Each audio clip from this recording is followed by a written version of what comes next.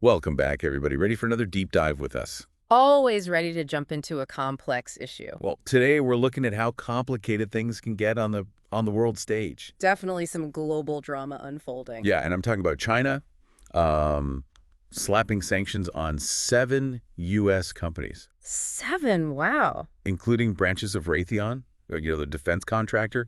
But get this, in Canada and Australia. Oh, so they're hitting U.S. interests outside of U.S. borders? Exactly. It's a power move for sure. Yeah. And it all comes right after the U.S. agreed to send military aid to Taiwan. Right, because China sees any support for Taiwan as, well, a direct challenge. So let's unpack this a little for everyone listening, no matter where you are in the world. Sounds good. Global implications for sure. Yeah, so these sanctions are hitting in situ, Hudson Technologies, Saronic Technologies, All big players. Aircom, Oceaneering International, and then those Raytheon branches we talked about operating in Canada and Australia. That's significant. Yeah, I mean, I'm no expert, but targeting companies outside the U.S. seems like a pretty serious escalation. It is. China's not just trying to punish these specific companies. Right. Okay. It's sending a message, like a warning to any country thinking of supporting Taiwan or even, opposing China's interests in general. Even if they're like traditional allies of the U.S. Even then, it puts countries like Canada and Australia in a really tricky spot. Yeah. Do they prioritize their economic ties with China or do they stay aligned with the U.S.? Tough choices. Yeah, it's like pick a side and make sure you choose wisely. Exactly, and the consequences could be huge. This reminds me of, those discussions you hear, like when people talk about how global politics actually affects their local business. Oh, totally. Yeah, It makes you realize these events, they're not just headlines, they're real life. absolutely. We're all more connected than we realize. But to understand China's reaction here, we need to go back to the core issue, Taiwan. Right. Because China considers Taiwan a part of its territory. An integral part, they'd say.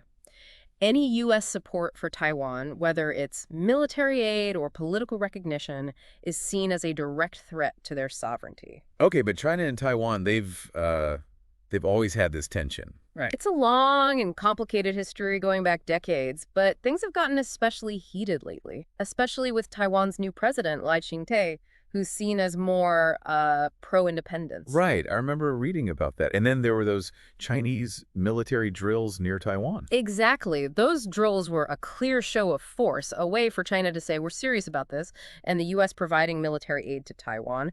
It just throws more fuel on the fire. So can you explain what this U.S. military aid actually involves? Sure. President Biden authorized something called a drawdown. Basically, it fast-tracks sending military equipment and resources that the U.S. already has, up to $571.3 million worth, directly to Taiwan. I see. And that's to help Taiwan defend itself if China, well, If China decides to take more aggressive action, it's a clear sign of U.S. commitment to Taiwan's security, which of course China sees as provocative. it definitely makes things more tense. And speaking of tension, I can't forget that quote from the Chinese Foreign Ministry spokeswoman, Mao Ning. She warned that U.S. support for Taiwan will only burn itself. Strong words. Definitely a strong statement. Whether it's a real threat or just political maneuvering, who knows? It's hard to say. Yeah. But it underlines the seriousness of this situation. And keep in mind, this isn't the first time China has sanctioned U.S. companies for arms sales to Taiwan. They already targeted 13 others just earlier this month. Wow. So what do these sanctions actually mean for these companies? What can we expect to happen? Well, sanctions can take many forms. In this case, it might mean those companies can't do business in China anymore. Oh, wow. Their assets could be frozen, or China might slap tariffs on their goods. It's all about economic pressure, trying to make it too costly to support Taiwan. So where does this leave us? What does it mean for the future of, like, U.S.-China relations in general? And what about Taiwan's place in all of this? That's the big question, isn't it? This tension isn't going away anytime soon, and Taiwan remains a flashpoint, a potential trigger for conflict. There are no easy answers, that's for sure. It's complicated, to say the least. Absolutely. But one thing is clear. What happens between these major players has implications for everyone. This isn't just about the U.S. and China, it's about global stability. That's such an important point. So for everyone listening, no matter where you are, pay attention to what's happening here. These international relationships, they matter. They can have ripple effects that reach every corner of the globe. Exactly.